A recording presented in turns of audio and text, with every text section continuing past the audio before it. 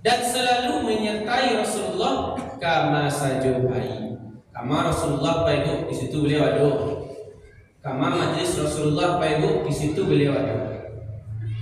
Jadi itu keistimewaan sahabat Rasulullah Abi Hurairah, orang yang sayang ke pujian, ilmu dijago, bukan hanya pujian saja yang dijago, ilmu dijago, kemudian amal ibadahnya pun tak jago.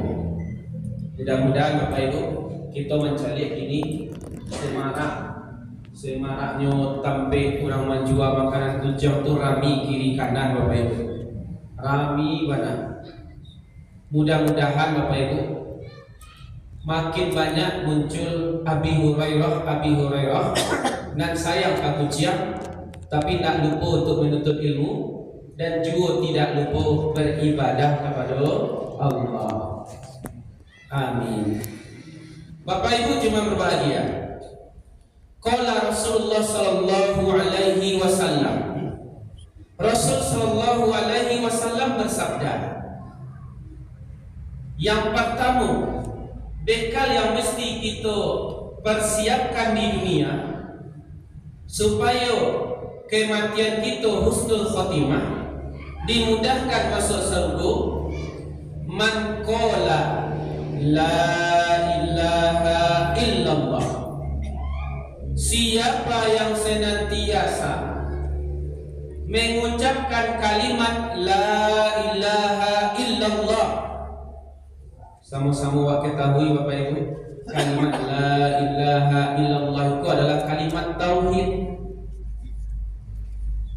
Kemudian kalimat tauhid itu Bapak Ibu, ketika iman kita sedang naik turun, la ilaha illallah, perbaharui selalu keimananmu dengan kalimat la ilaha illallah. Artinya Bapak Ibu, iman kita kok sama kayak HP. Kalau HP itu di padian Bapak Ibu model itu, baterainya habis, perlu kepada cas. Untuk mencas keimanan kita itu Bapak Ibu, salah satunya dengan kalimat la ilaha illallah. Kemudian Bapak Ibu cuma berbahagia, senantiasalah kita membasahi lisan kita, lidah kita dengan kalimat-kalimat thayyibah, kalimat-kalimat yang elok, bukan dengan kalimat-kalimat kumuah, bukan kalimat nan indah dikatuju de orang, bukan kalimat sumpah serapah, bukan kalimat carut marut. Mulai gini Bapak Ibu, kalimat carut marut itu kalau di dunia maya ini Bapak Ibu, nya digaul-gaulkan, bantuannya rancak di dana, tapi ketika dicari artinya carui. Sia yang ditujunya Bapak Ibu, generasi muda kita, dan muda-muda itu yang ditujunya Bapak Ibu. Sehingga kalimat-kalimat model itu dibiasakan di lisan mereka. Kalimat-kalimat viral itu dibiasakan di lisan mereka, padahal artinya dan buruk-buruk. Semestinya kita membasahi lisan kita dengan kalimat thayyibah, basah lidah kita dengan zikir kepada Allah. Apabila kita berzikir kepada Allah, berzikir kepada Allah dalam keadaan sehat walafiat model ini kok Pak Ibu, perbanyak zikir kita kepada Allah. Dalam keadaan sakit kita pun masih berzikir kepada Allah. Sainggonya Bapak Ibu, ketika kita sedang sakaratul maut, ibu malaikat Israel datang memanggil Bapak Ibu. Sakaratul maut terjadi, dan lisan kita telah terbiasa mengucapkan kalimat thayyibah, zikir, terutama kalimat zikirnya adalah la ilaha illallah, maka kalimat itu yang datang menyeru kepada kawannya. Kata kalimat itu, Bapak Ibu, oi kawan, jangan lupa apa nak, Ambo dulu ko dan selalu engkau basahi lidah engkau jo kalimah itu ko, baik dalam keadaan sehat maupun dalam keadaan sakit. Jangan lupa engkau untuk mengakhiri kehidupan engkau dengan kalimat la ilaha illallah. Siapa yang datang baik? Kalimat itu sendiri yang datang ke lisan itu. Sehingga kalimat itu Bapak Ibu ringan di lisan itu. Jadi Bapak Ibu, sesuai dengan perkataan para ulama dan Nabi pun mengatakan Bapak Ibu, seseorang akan diwafatkan sesuai dengan kebiasaannya. Nyo biasa berzikir akan diwafatkan dalam keadaan berzikir. Nyo biasa baca marui, maka akan diwafatkan dalam keadaan carut marut. Kemudian Bapak Ibu cuma berbahagia. Bolehkah kita pede Bapak Ibu? Pede kok bagus kan? Percaya diri yang tinggi kok Bapak Ibu. Alah sembahyang, alun, puasa lagi kadang-kadang baca Quran, pabilo tekana, babu elok, yo bilo senlah. Kok mati wa iswat lai kiro-kiro bisa mati dengan mengucapkan kalimat la ilaha illallah. Oh bisa, ambo yakin, bade yakin. Karena kewajiban orang yang akan meninggal, apa ya? Kewajiban bagi orang yang ada di sekitar mentalkinkan kalimat itu kata lingonyo. Ditalkinkan kata lingonyo Pak Ibu. Yang ibu Bapak Ibu, de lisan kita kok jauh daripada kalimat tauhid. Lebih adake dengan kalimat-kalimat sayyi'ah dan buruk-buruk. Lah dibisian di orang kata lingo Bapak Ibu, la ilaha illallah. Ayat disabunnya Bapak Ibu. Segala sesuatu kebiasaannya di dunia dulu itu dan syukur disapui-sapuinya Bapak Ibu. Itu kalimat yang datang menyaru Bapak Ibu. Sehingga terjauh daripada kalimat talqin itu sendiri.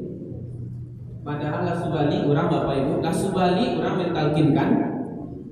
Namun lisannya, lidahnya Bapak Ibu balik untuk mengucapkan kalimat tersebut. Kemudian Bapak Ibu, tidak boleh pula kita pede bahwasanya setiap orang yang akan meninggal akan ditalkinkan oleh seseorang.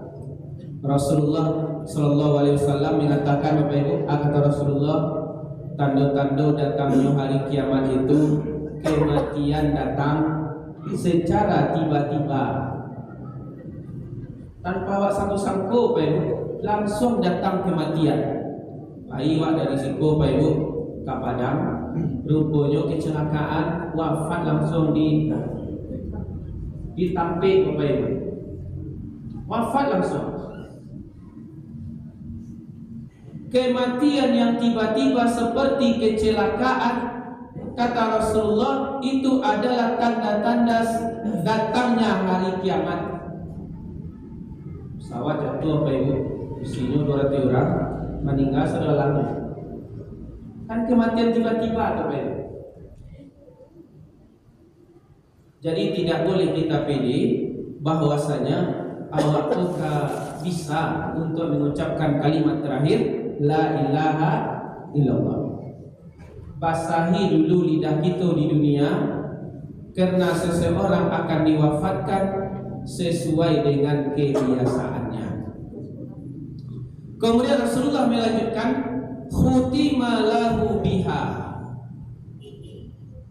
Kemudian orang yang senantiasa mengucapkan kalimat zikir tersebut, khutima lahu biha, ditutuplah akhir kehidupannya di dunia dengan kalimat la ilaha illallah. Ditutup dengan itu akhirnya Pak Ibu. Apa kata Rasulullah? Dakhalal jannah. Dia akan dimudahkan masuk ke dalam surga.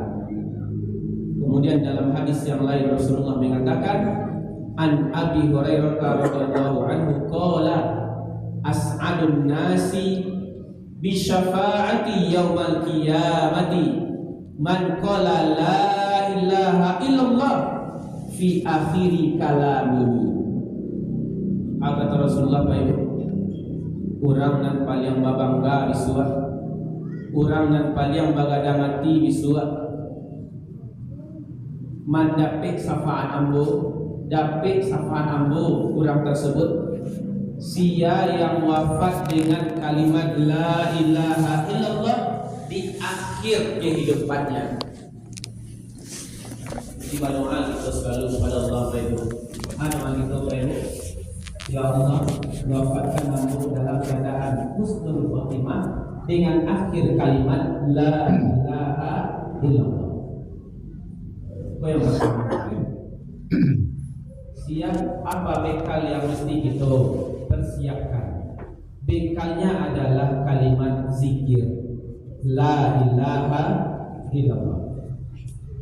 Kemudian yang kedua, man shoma yauman, siapa yang berpuasa, soma berpuasa, yauman di suatu hari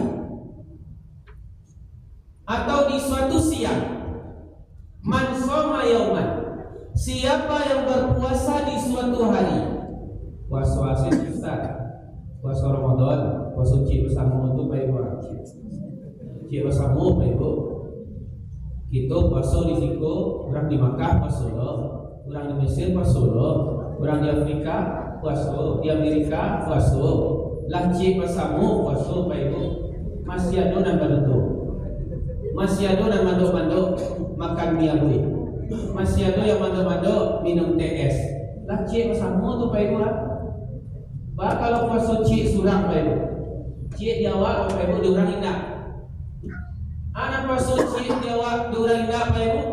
Puasa sunnah Senin Kamis, puasa Nabi Daud, puasa setiap pertengahan bulan Ayyamul Baidi, Ayyamul Bait, puasa putiah di tanggal 3 balik, 4 balik, 5 balik setiap pertengahan bulan Hijriah. Kemudian puasa di tanggal 9 Zulhijjah, puasa Arafah. Puasa di tanggal 10 Muharram, puasa Asyura. Bahkan kalau seandainya puasa sunnah itu datang Bapak Ibu, di awal berpuasa, dikurangi tak? Kalau dia giatkan kepada orang yang tak sanggup berpuasa dalam bulan Ramadan, apa yang terjadi Pak Ibu? Dia akan mengucapkan Bapak Ibu, jangan puasa sunnah sih. Itu kan sunnah. Kalau sunnah itu tidak wajib. Dan wajib selalu. Yang sunnah itu ikut saja. Ternyata yang sunnah itu Bapak Ibu, man shoma yauman, siapa yang berpuasa di siang hari Ramadan. Di siang hari, puasa di siang hari, terutama menjaga puasa sunnahnya. Khutima lahu bihi, ditutup diakhiri kehidupannya dengan puasa tersebut. Karena ada kita mendengar kawan kita meninggal apabila hari Kamis petang sedang berpuasa Ustaz. Kawan aku petang meninggal Ustaz. Hari itu hari Senin sedang puasa Ustaz. Khutima lahu bihi, diakhiri kehidupannya dengan puasa tersebut. Itulah jalin Bapak Ibu. Wafatnya dalam keadaan husnul khotimah. Wafat dalam keadaan yang terbaik, dakhala jannah. Akan dimudahkan bagi seseorang yang diwafatkan oleh Allah di saat dia berpuasa, dimudahkan jalannya masuk ke dalam surga. Jadi murah surga punya kan. Zikir la ilallah, mati gitu dengan kalimat zikir itu masuk surga. Puasa Ramadan atau puasa sunnah, wafat itu dalam keadaan berpuasa sunnah tersebut, dakhalal jannah, dimudahkan dulu masuk ke dalam surga. Yang kedua dan ketiga Pak Ibu, apa bekal yang mesti kita persiapkan ketika kita hidup di dunia supaya diwafatkan dalam keadaan husnul khotimah dan dimudahkan masuk ke dalam surganya Allah. Yang ketiga adalah man tasaddaqa bisodaqatin. Siapa yang senantiasa menginfakkan hartanya untuk bersedekah. Harta kau juara tu oleh bayu basidakah juara tu. Imam Syafi'i selalu mengingatkan kepada kita bayu, dunia tu letakkan di matamu. Itu bayu, indah.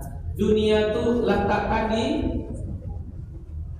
kata Imam Syafi'i bayu, akhirat letakkan di tanganmu, sedangkan dunia letakkan di depan matamu. Yang lain baik. Akhirat letakkan di hatimu, dunia letakkan di tanganmu. Kalau di hati akhirat Bapak Ibu, dunia di tangan, datanglah rezeki kepada kita Bapak Ibu di tangan gua. Nya nak masuk hati lo. Karena dunia waktu di tangannya Bapak Ibu, nak masuknya hati lo. Kalau tak balik Bapak Ibu, akhirat di tangan, dunia di hati, ayat terjadi baik. Iko akan mendidik seseorang bersifat kikir, bakhil, cekik, sampai karya. Tapi rezeki baik di tangan. Ayat ada dalam hatinya baik. Akhirat di tangannya baik. Yang dia ada di hatinya baik. Ambo kemana mengambil. Kalau berjina ada kamu kalian tu rancang. Ambo kini gua lalu binti di tangan gini gua untuk kamu ini cilai. Itu ibadah Bapak Ibu. Masalah itu Bapak Ibu. Ini ada Bapak Ibu. Binti di tangan. Untuk apa binti di tangan? Untuk mempakayu diri ambo. Biar dipandang oleh orang ambo tu kayu. Sehingga baik pilih untuk mengeluarkan sedekah. Berbeda dengan seseorang yang meletakkan akhirat di hatinya, sedangkan dunia di tangannya. Ketika ada rezeki di tangan itu Bapak Ibu, ayat akan ada ini. Ada hak orang lain di tangan ambo. Ikut kehidupan akhirat tu. Wala yaqtu ala ta'amil miskin. Lihat jika menghalang-halangi orang bagi makan orang miskin baik. Wana niyo bagi orang miskin makan lo. Lihat kilo-kilo baik. Nak boleh. Boleh jika membeda-bedakan bagi sedekah ko baik. Ambo dak kawa sedekah orang bodoh. Batu yo sena pernah sembahyang saja. Wala yaqtu dilarang Bapak Ibu. Tidak boleh kita membeda-bedakan orang miskin yang sembahyang, orang miskin yang tidak sembahyang. Kini Bapak Ibu, ada di hadapan kita orang miskin, di negara kita orang miskin. Senantiasalah kita memberi kepada orang miskin sedekah tersebut tanpa membeda-bedakan ibadahnya atau mencari ibadahnya. Bisa jadi Bapak Ibu kini hendak beribadah, tapi beberapa tahun kemudian atau beberapa hari kemudian dia kembali kepada Allah.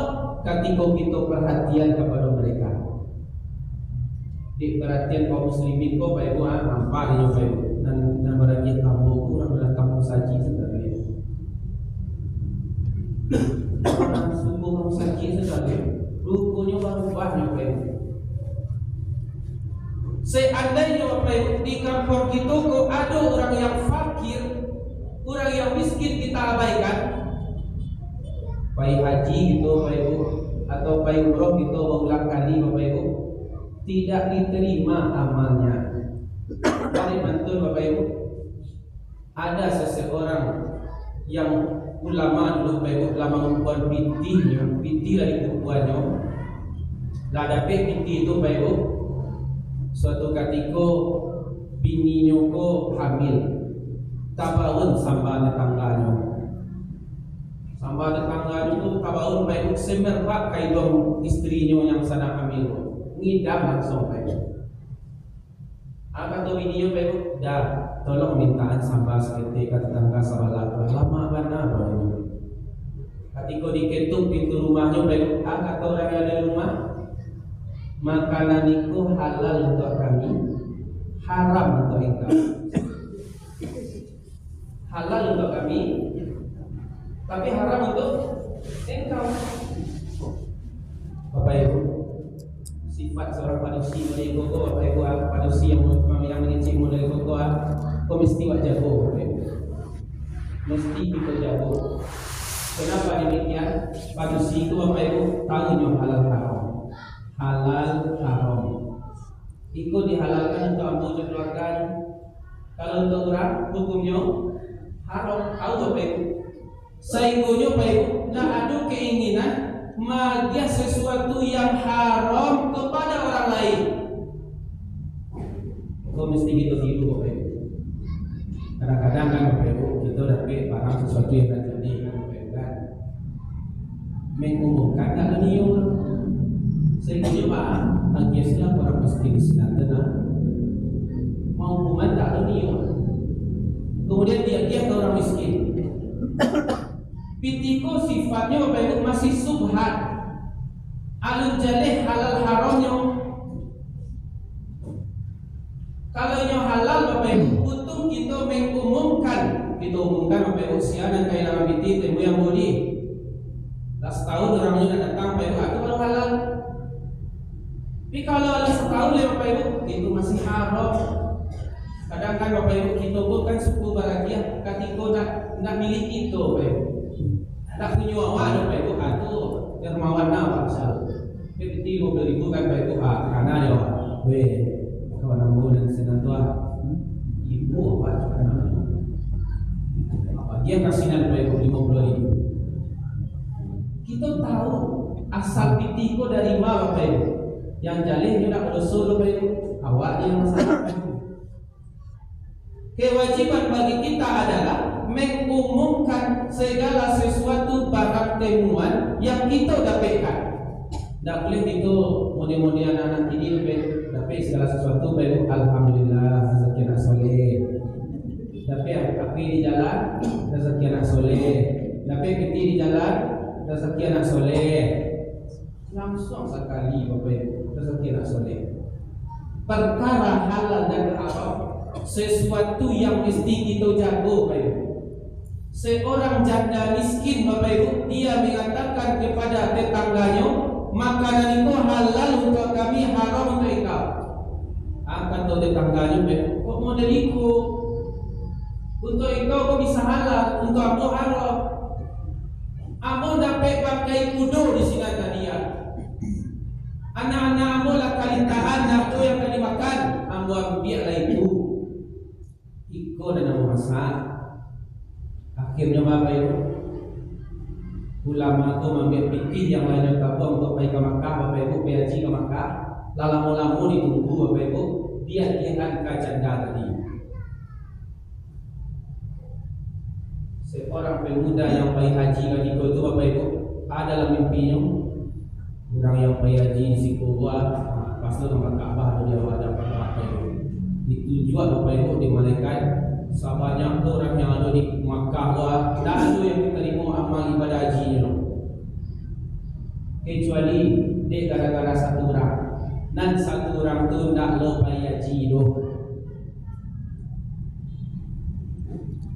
Jadi Bapak Ibu, ketika kita pergi haji, ketika kita pergi umrah, beribadah Bapak Ibu, mari kita perhatikan orang-orang di sudut kanan awal, di sudut kiri kita, di muka, di belakang, sia yang lalu terjamah dengan bantuan atau sedekah atau mereka masih kelaparan. Artinya tidak boleh kita membiarkan tetangga kita hidup dalam kelaparan. Walaupun nyo tak payah sembahyang saja baik. Kalau zakat Pak Ustaz, maksudnya balik. Kalau balik Bapak Ibu berzakat kepada mereka tahan. Sedekah Bapak Ibu kan sunnah hukumnya nyo, kan tak wajib. Kita sedekah hukumnya sunnah. Kemudian Bapak Ibu cuma bahagia. Sedekah yang kita jadikan amal ibadah itu Bapak Ibu yang hukumnya sunnah ternyata menjadi amalan VVIP-nya seseorang ketika dia sudah diwafatkan oleh Allah. VVIP Bapak Ibu. Kalau lama nonton tuh Bapak Ibu itu di VVIP-nya kita berdua. Ketika anak Adam wafat terputus segala sesuatu amal ibadahnya kecuali 3 perkara. Apa yang 3 perkara itu Bapak Ibu? Yang pertama, sedekahun jariyatun. Sedekah nama tamu ya Bapak Ibu ya.